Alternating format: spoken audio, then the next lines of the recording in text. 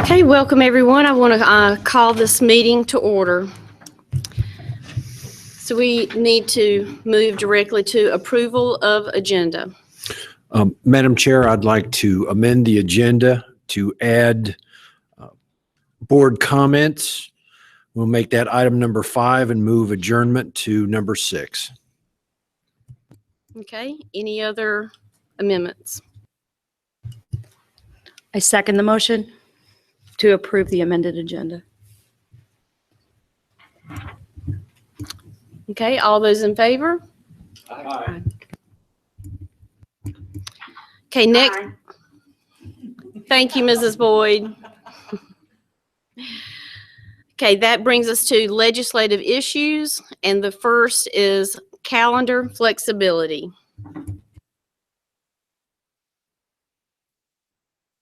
Yes, Dr. Houlihan will speak first. So I'll start on that one. So this is one that we've talked about as a board. It was on our legislative priority list that we approved back in January.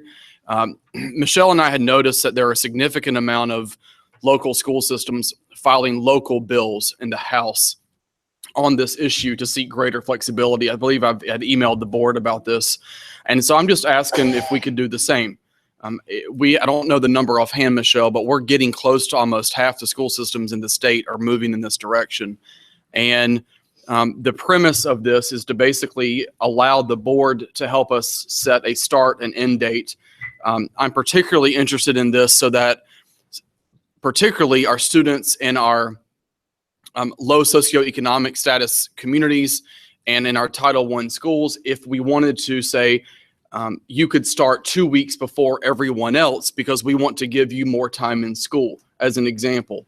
Another example or reason for considering this is if we started a little bit earlier, we could potentially end the first semester prior to the winter break, as opposed to it carrying over and having exams in January for high school kids and then ending the semester in January. So it would give us a little bit more flexibility. And I had asked the board and Ms. Merrill to look into this with our local delegation in the House and see where we could go. So that's just kind of the background on that particular request. If we did that, Dr. Houlihan, what would be the start date so that high school students could take their exams before the Christmas break? The way that this reads, the resolution would read, is that it would be, we would start no sooner than the second Tuesday in August. So basically that would shift your 2 weeks in January that you normally would have, would shift down 2 weeks from the winter break. So I don't know the date offhand, but it would be in December. They originally gave a hard date of August 10th, and we weren't comfortable having a fixed date because we didn't know, from year to year, calendars can fluctuate. And so if you look at on the first page at D, we were able to come up with a little bit more wiggle room to have a little bit more flexibility on that hard date. I read the resolution. I just wanted it. I would like make a note too of 2 bills that were filed in the last week. House Bill 374, which basically states that the LEA has authority to start school at the same time as the local community college inside that board or county district. That's something that Representative Horn filed. And also House Bill 389, which is a pilot for school calendar flexibility. Some of the counties are in there, Union is not, so I would like to propose the board that we be part of that also.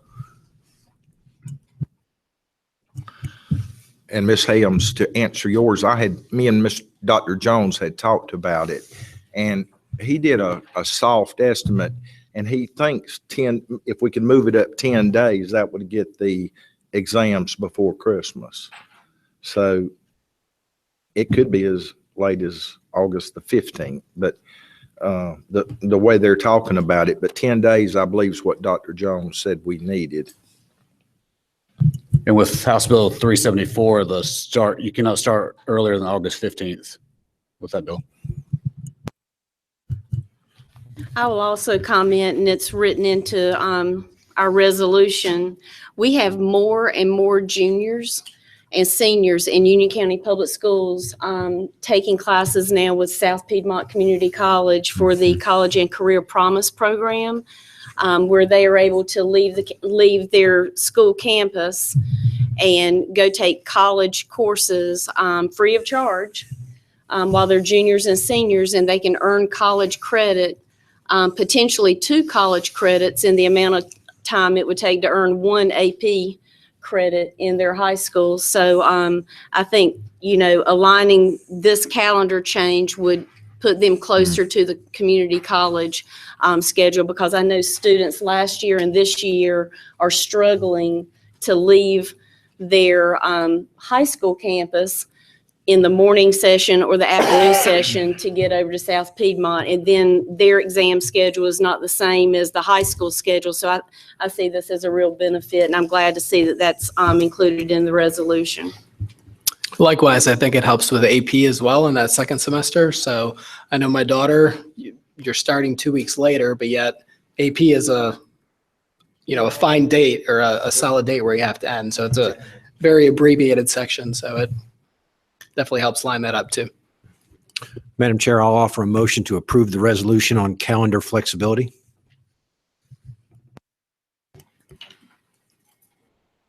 I'll second. I have one more comment that I wanted to verify, and Mrs. Morris, Dr. Houlihan, feel free to help me out here. I didn't know if there needed to be language in this resolution that this addresses the traditional calendar versus our year-round calendar or early college, but should we make a note that this is for the traditional calendar, or is that to be assumed? Addresses is the traditional calendar. It says except for year-round schools in the Right. very beginning. So we don't need to have traditional? Not in my opinion, Okay. no. Okay, that was the only question I had. Thank you. Okay, so we have a motion and a second. All those in favor? Aye. Approved, thank you.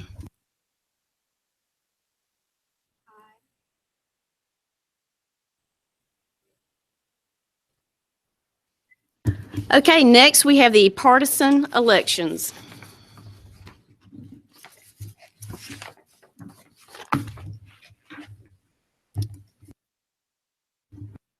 Okay, would anyone care to comment on this one? I know that we've had several conversations with our local legislators and our county commissioners. And in order to determine what our position is going to be as a Board of Education, we needed to bring it before you so that the county and our representatives in Raleigh can make their position, but it had to start with us. So I am open for comments. At the last policy committee meeting, we discussed this for a little while, and then ultimately determined with Mrs. Morris that this could come to the full board, that it wasn't really a policy issue, but rather something that had to be asked of the state legislature, since it was a legislative issue.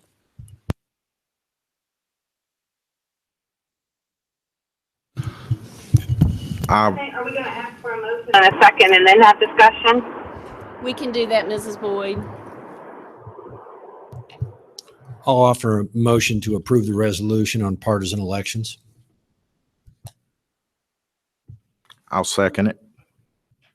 Okay, now we are open for comments, Leslie. Okay, I just wanted to say that I feel as a school board that we don't set taxing authority, that we follow state and federal regulations, and I just wanted to state for the record that I don't see the necessity of a school board needing to be partisan. So I'm not going to, be argumentative about it or do any, big burying the lines in the sand, but I just feel like I needed to say that.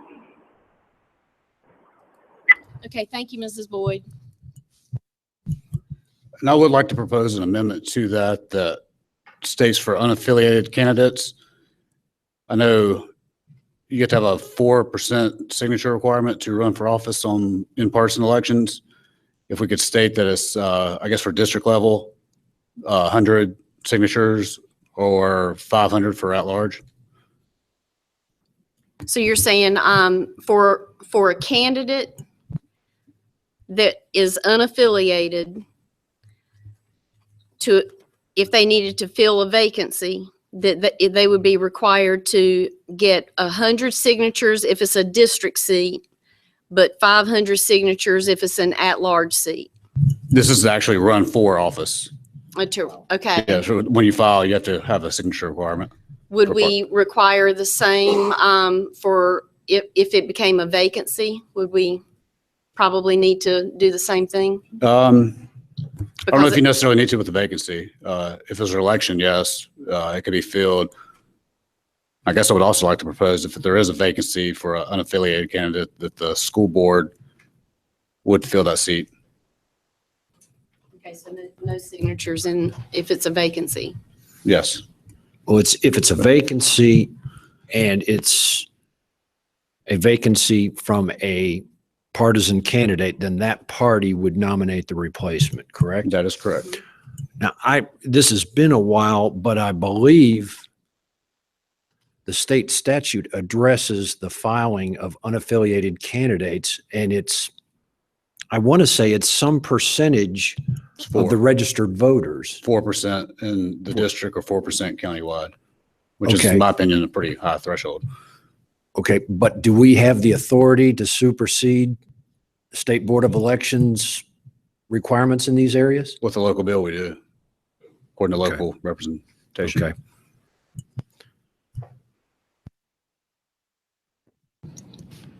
How does the party affiliation qualify a person to serve on the school board? Just out of curiosity. There should be no change as far as qualifications. How does it benefit the students of UCPS? If we are a body that makes decisions and policy for the board for our children, for our teachers and staff, how does making this a partisan race benefit them? It would put the selection back in the people's hands instead of the sitting board's hands. It is in the people's hands by voting in November. But you can conceivably serve 2 years by an appointment. In the past couple of years, we have had multiple vacancies on this board, and those vacancies were appointed by the Board of Education, not the voters in that district. They did not have a voice when we filled those vacancies. Well, they did by contacting the Board of Education, but then why not leave the seat open and wait to the next election? Or why not have a special election for that? Why does it have to be partisan? The next election could be 20 months away. So in the past, the Board of Education has filled that seat with who they chose from the citizens of that district or at large or wherever. This put it back in the hands of the people in that district that elected the person who was seated there. But those citizens were chosen based off a resume that was submitted, a cover letter that was submitted. So it was based on qualifications versus the the political affiliation. So again, that goes back to what is political affiliation? Like, But how does that They were qualify? chosen by the majority of the Board of Education sitting at that time. So Okay, so you're it's more about, speculating that that's what happened, but yes. okay, so this is more about a possible vacancy than versus the election, because I don't understand how this benefits the students and staff for UCPS.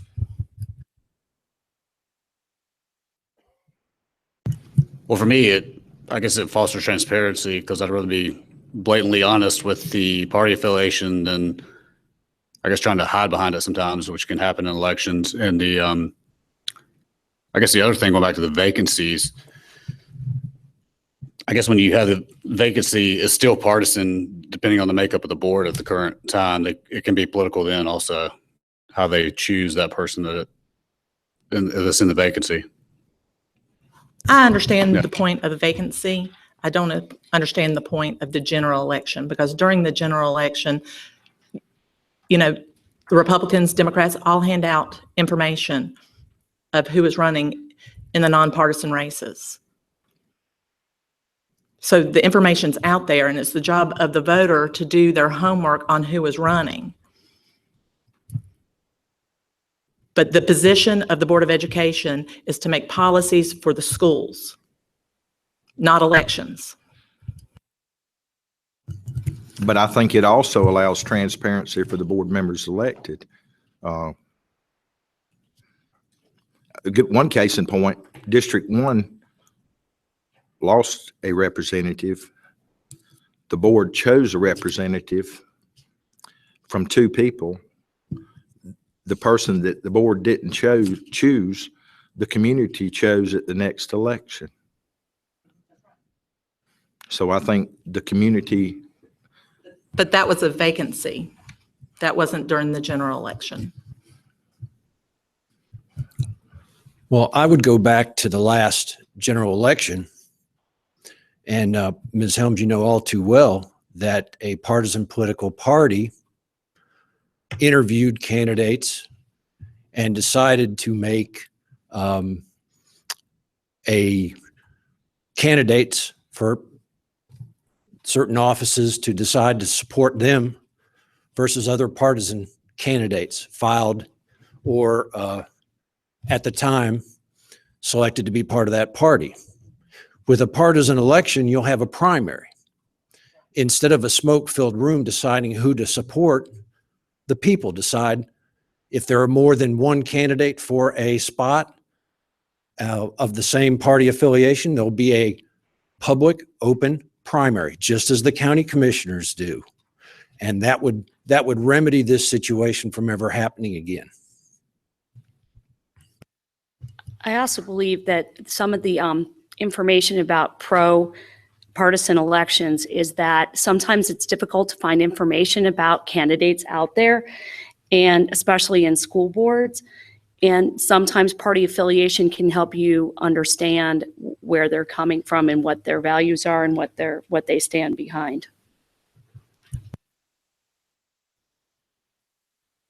I knocked on approximately 1,700 doors 2 years ago when I ran for office, and that may not sound like a big number, but I think I will share with you that that was a lot of doors to knock on in a short amount of time. Almost every door I knocked on, there was one question: are you Republican or Democrat? And I would have to explain this is a nonpartisan position. And they said, I don't care. Are you a registered Republican? And so my experience has been that the people want to know who you are, what you are, and which way you lean. And so I think that, does anyone else have anything? Well, I've got something. Well, it's funny you say that. People ask me the same thing. But interestingly enough, people knew what my party was, and they said to me, in a nonpartisan race, I will vote for someone different, and I will vote for you, and I'll put a sign for you in my yard. But if it is a partisan race, I would not. Now, I can't explain their logic or say if it's right or wrong, so that's on the flip side for me, since you asked our experiences. I thought it was very interesting that people blatantly, told me that. They said, if there's no RD next to the name, even though you're not the same political affiliation, I will vote for you. So that was my experience. I will say that after working the polls, my experience was the same. People would ask affiliation regardless, and that went across the board to the judges as well.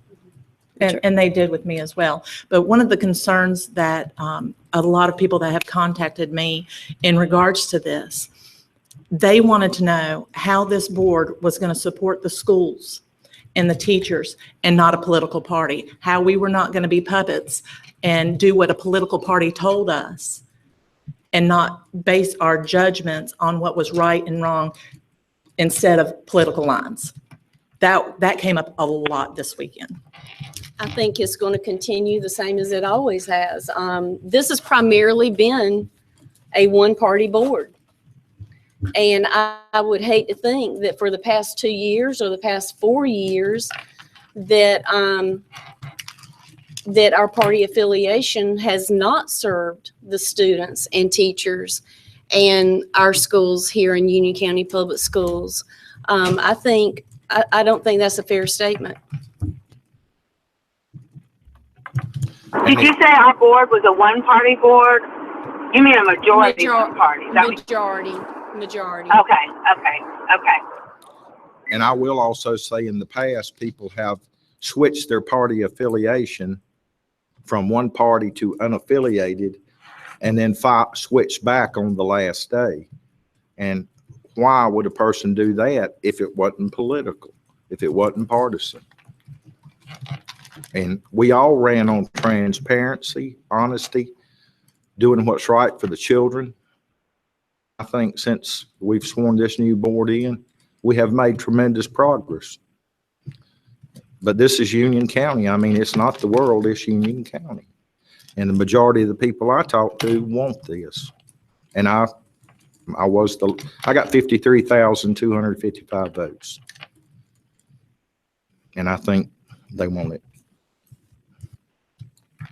I think our county commissioners would say that they represent all people in Union County, regardless of their party affiliation. And I think our representatives in Raleigh would say that they represent everyone in Union County and their districts, regardless of their affiliation. So, and they both are partisan elections. We're the only ones that is partisan. But we have to work very, very closely with those county commissioners and with our state legislators.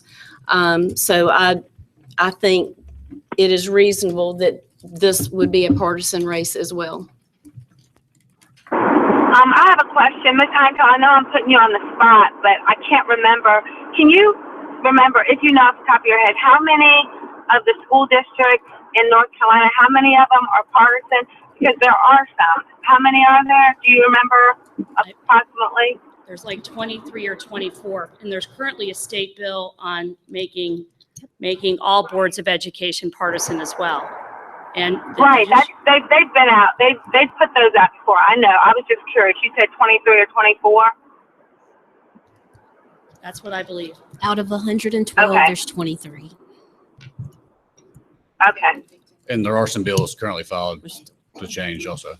There's other local bills out there currently as well. Correct. Okay. All right. Thanks. And just to answer your question, Mrs. Helms, for me, it's not about, when I represent, it's not about the party, it's about the children and the UCPS. I always make the best decision. For me, I won't go party lines or anything on that. So I'll always make that the best decision for UPS. I think we all feel the same way. Okay, so we have a motion, we have a second, and we have an amendment that addresses unaffiliated candidates. That Can I would, clarify the amendment? I'm sorry. Matt, Mr. Helms. I've pulled up the general statute, which is 163, 122A2A, which talks about the procedure for an unaffiliated candidate, and it's 4%. And I'm sorry, did you want to change that to 2%? For district races, I want to, Right, the district and the equal. unless anybody else has any proposals, 100 signatures for district and 500 for at large. Okay. And then any vacancies are filled by the board. Was that part of your? For any unaffiliated candidate, the board would fill that vacancy. Okay. Only on- Right. This is the unaffiliated statute. I'm sorry. Do you have any recommendations from the statutes that you're reading? Do you think this is a reasonable amendment, or do you have an alternate I did not recommendation? have that in the proposed because I haven't seen in any of the other bills that are dealing with partisan elections such a provision. So that's why I didn't put it in there as a proposal, but that. So basically, we are, with this amendment, we would be making it much easier than the current statute for someone to file for this race unaffiliated, both on the district and on the countywide level. Yes. Is that fair to? That's fair. Because for at-large race, you'd have to get roughly 8,000 some signatures, which I don't necessarily agree with. What time frame would you, so you'd have to start the filing date to collect those signatures, or you could start whenever? How do the mechanics of that work? Usually when you file, you have to have the signatures, and then they have to verify the signatures. Okay, so you could start basically whenever getting your signatures, Yes. months ahead of time or what have you, but you need to have that completed by the end of the filing date. Yeah, by the When filing you can date, they'll file. verify, Yeah. and they'll verify that they are registered Registered, yeah, voters. verified and everything, okay. Okay, are there any more comments? We have a motion and a second with an amendment.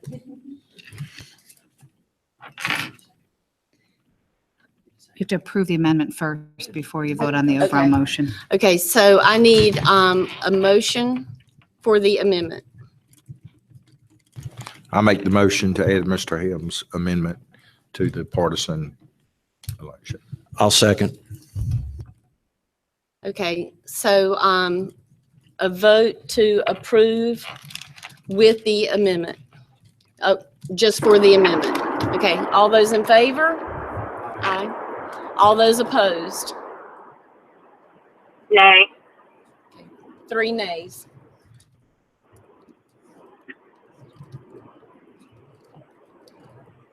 Okay, so we need to vote for the resolution on partisan elections with the amendment regarding unaffiliated candidates. All those in favor? All those opposed? Nay. Okay, that's 6-3. The motion passes.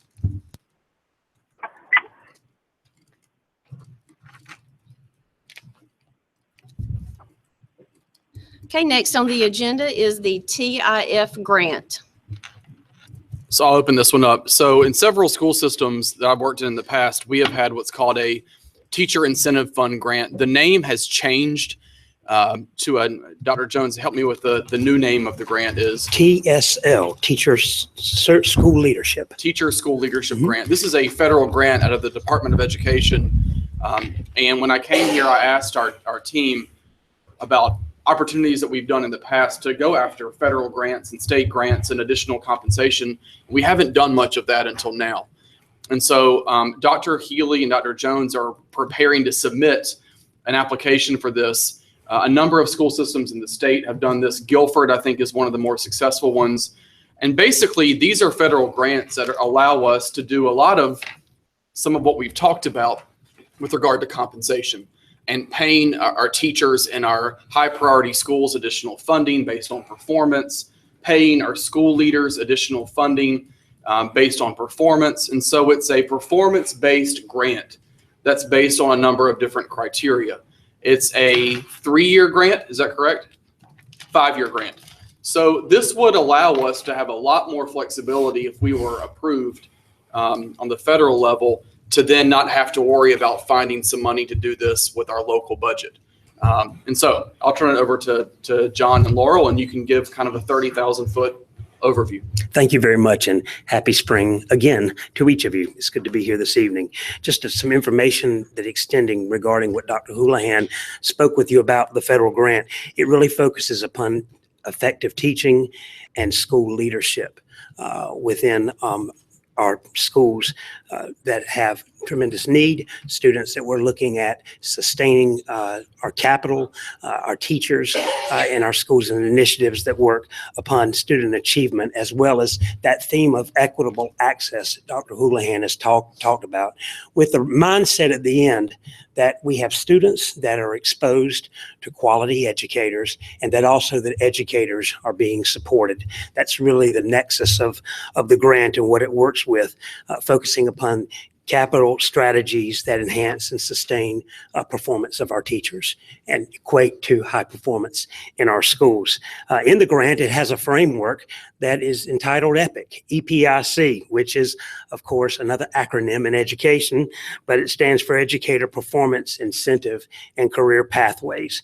And so it talks about that human capital management as well as for systems to support teachers and support school leaders in our highest need schools. Those schools included in the grant would be Benton Heights, East Elementary, Marshville Elementary, Rock Rest Elementary, Rocky River Elementary, Sardis Elementary, Union Elementary, Walter Bickett Elementary, Wingate Elementary, East Union Middle School, Monroe Middle School, Forest Hills High School, and Monroe High School.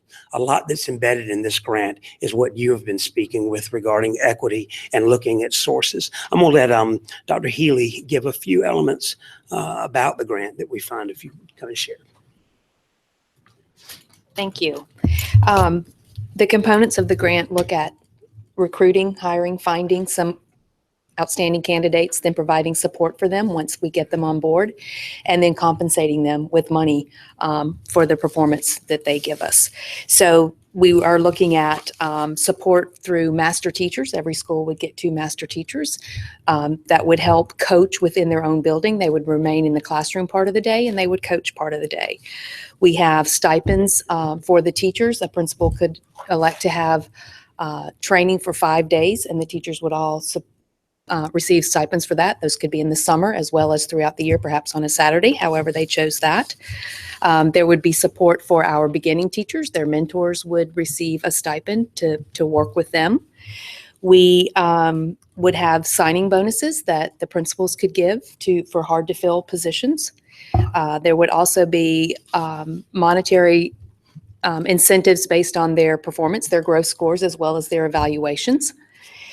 For those that are in tested areas and those that are in non-tested areas, because we would like for all the teachers to feel like, and they do, provide support for those school-wide scores.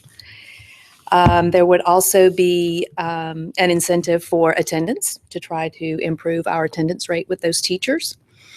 Incentives for the principals themselves and the assistant principals, and support for our positive behavior systems with some programs that we purchase for those schools.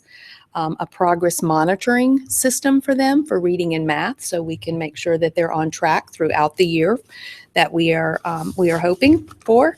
And then a data platform. We have data in lots of locations, and so what we're trying to do is find something that would help us bring all that together and make it much more user-friendly for the principals and the teachers as they're monitoring their students. We also looked at they recognize what we're already doing with our assistant principals, with our AP Academy and our advanced leaders, and we would like to add a component that supports the onboarding of new principals in these particular schools so that they would have some mentoring and some professional development sessions that are designed specifically for them. One of the things the grant points out is that they would love for systems to have money to figure out what works and what doesn't work. And that's where we think this is going to be wonderful because, do these incentives really make a difference? Does the attendance bonus really encourage our teachers to be there more days than they currently are? Do the mentors really help? Do the master teachers really help the way we envision them? So it gives us the opportunity over the period of 5 years to figure out what's really working and what we would like to sustain moving forward as a district. So just some of the components that we're asking about. I have a question, Dr. Healy. Yes, ma'am. You mentioned signing bonuses for new teachers. What about the teachers that have been loyal to the school and have been there for years? This is for the hard to fill positions that we continue to struggle to fill, and they would have 3 each, so it's not a large amount, but for some of those where we struggle, the teachers who've been with us would be a part of the incentive program. If their school meets or exceeds growth, every licensed teacher would get a bonus for that. And the attendance. There are several things that are under their specific control that they can qualify for. Yes, we tried to do that. We also, one thing I left out were some school-based incentives where the principal would have some discretions to give stipends to teachers who sponsor clubs and things that don't normally fall under that category. So maybe an elementary school where a teacher's doing something with students. And also some money for these schools because they don't necessarily have as much community support and PTA support so that they could do some things, a couple of pots of money, if you will, that they have some control over. And how much are you applying for? What's the dollar figure? It's almost 9 million a year for 5 years. $45 million total Yes. request? Yes, over 5 Did I hear years. that right? Yes, Please say that again. 45 million? Yes, sir. How many teachers do we, take into account those schools, approximately how many teachers, assistant principals, and principals do we think that we'll be able to spread that around? 800? 800? About 800. One of the figures we had miscalculated, and what we saw today, I believe, was about 750, and then if you added the administrators, almost 800. What's the timeline on the grant? When will you? It's due on Friday, and so we'll be turning it in really quickly on Thursday. You have some homework to do? Yeah, we've got a couple more details that we are working on. And in the grant, it says that the estimated award announcement is June the 30th of this year. Is there a limitation? Is the qualification based on need, or are we competing against other LEAs to win like the one award for this region? I believe there are 15 to 20 awards is what they're anticipating making, and it's nationwide, so it could be anybody who applied. So we'll be competing across school systems across the nation. Mhm. I think what they look at with this is really the degree of innovation that school systems are using to apply. And so a lot of the focus here on teacher leadership and on hard to staff positions and on incentives for going above and beyond tied with performance. I think that could help us a lot. But we will be competing against any other school system that's applied for the same pot of money. So there could be 200 applications. That's correct. And 20 make the cut. Did Correct. you say 20? Probably awarded? I think it said 15 to 20 15 are to the 20. anticipated number of awards. Are we applying for the maximum? You have to have 50% matching funds. So for some districts, that limits what you can apply for. I think we could have applied for more things, but we have been working with the other directors, kind of creating our plan for a while and tried to kind of max what we thought our master plan would be. And that's where we landed. When you say match, does our local funding qualify as part of the match? Yes. Do they take into account state funding as Yes. well? Some of them are in-kind services and then non-federal funding for those particular schools. Okay. So you feel like you have that end covered? Yes, we do. Okay. Yes, we do. We worked on that. Ms. McLam helped us this morning get all that covered. Thank you for your hard work on this. Oh, you're welcome. It's nice to, we're just as deserving as any other of those 15 or 20 that are going to get it. So I appreciate you putting in the extra effort to get it done. Thank you. It's been a team effort. Thank you. Dr. Healy? Yes, sir. My quick math says that's $11,000 a person. It goes up, it's what? 11,000 a person? You said 9 million, Mm-hmm. 800 positions. There are, we were just discussing the amount that has to go to the administration of the grant. There will be a couple of folks hired that will be a director and an compensation analyst. And then on the backside, there's an evaluation and a sustainability, and that does take a chunk out. And those are things that are required by the federal government to even receive the grant. So 2 positions take a chunk out. 2 positions that we will hire, that we will own, and then 2 that are a firm that will help us with the evaluation that has to be done every year. And then the sustainability piece of it that goes on for the 5 years. So 2 other entities that we have to pay for. How much of a chunk would that outside firm be getting? About 18% of the grant. Mm-hmm. It's required, so. But we do feel like we got the components we wanted, and then that was on top of it because it is funded through the grant, not from Union County. And if you happen to remember our Carroll M. White grant that we had a few years back, which was a federal grant, we were required to hire someone to oversee as well as someone to manage. Yes. I have a few questions. Okay. What are the hard to fill positions? It varies by level. In the high school, I would say it's some of the upper level science and math. A lot of times it's exceptional children. Sometimes world language that's more specified. Like we figured out we only have 1 Latin teacher in the entire district when we talked about something we needed a Latin teacher for. In elementary, Dr. Crawford? Elementary, you're going to have the same EC thing. You're going to yeah. have EC. Sometimes ELL teachers are hard to find, or ESL certified. But your core content is mainly what we're talking about: exceptional children's math and science. Those are your sometimes CTE specific Could be, CTE yes. type of teachers are difficult, but Engineering and health that's pretty much it. sciences. Okay. And the next question, 45 million over 5 years. Is there any flexibility in that? Is it given per year? Or it can we is. stretch it out to longer? No, when you said 3, it's 3 and then the 5. 5. So we're applying for the whole 5. We didn't go with the 3. We went with the 5. And you really, like, you estimate how many teachers will earn the incentives and those kinds of things. And if you don't spend all of it, and Shauna, you may have to jump in because you have more experience with the financial side, but this is kind of like the maximum. It might be less than that if your teachers reach the qualifications to earn the incentives.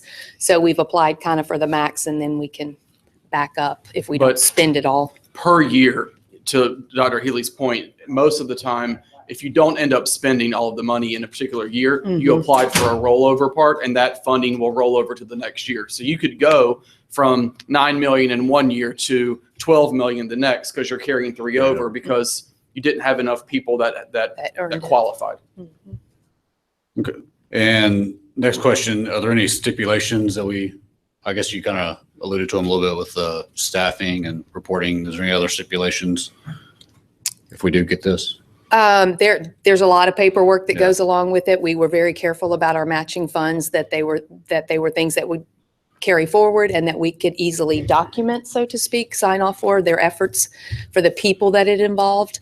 So thus the director that will help manage all of that for us and the accountability. I mean, the analyst, the compensation analyst, because there are lots of rules and we're not professionals at that. So Yeah. these people will be, so that everything that we do is Right. the way it should be. We don't make any mistakes. There is not a requirement that we sustain everything that we've done. Hopefully that is the idea. We figured out what works and what doesn't Okay, work. that's gonna be- And we will, moving forward, want to continue some of the things that were highly effective and not do some of the things that didn't turn out to be effective for us. Yeah, that was my next question. Okay, yeah. Basically, it's more or less a pilot program. Yeah, sounds are we like, in and for the then- 9 million after this? Yeah, then what happens after Right. the grant? Or we Right. just- And we would hope Okay, we would fund that figure out business. what really does Yeah. work, and we would want to continue to try to find a way Yeah. to continue that. And if not, we would know that didn't really make a difference, so that wouldn't be something we would pursue. Okay. I have another question, Dr. Healy. Yes, ma'am. Does this require any other legislative body approving or kind of signing off on, kind of like race to the top? It does not. Now, if we end up receiving it, obviously that would be a grant donation under our new policy, would come back to this board for approval. Right. For you to sign off on it. But we have gotten, I do want to say thank you. We have gotten letters of support from community members and mayors of municipalities. Our county manager gave a letter of support just to show that county, Ms. Merrill and I are giving a letter of support, just endorsing our application. So. And I have one more question. Okay. Are we using an outside firm to apply for the grant? Yes. Okay.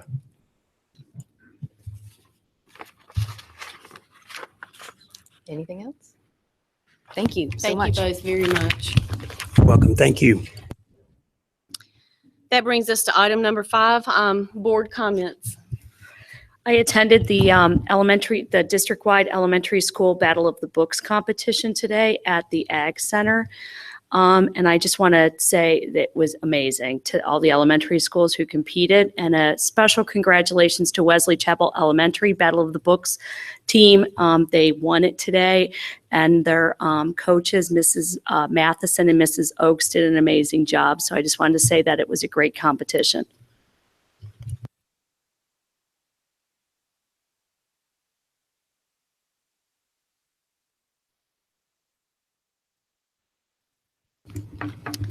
Okay, that brings us to our final item for adjournment. I need a motion. Well, we need to go into closed session, don't we?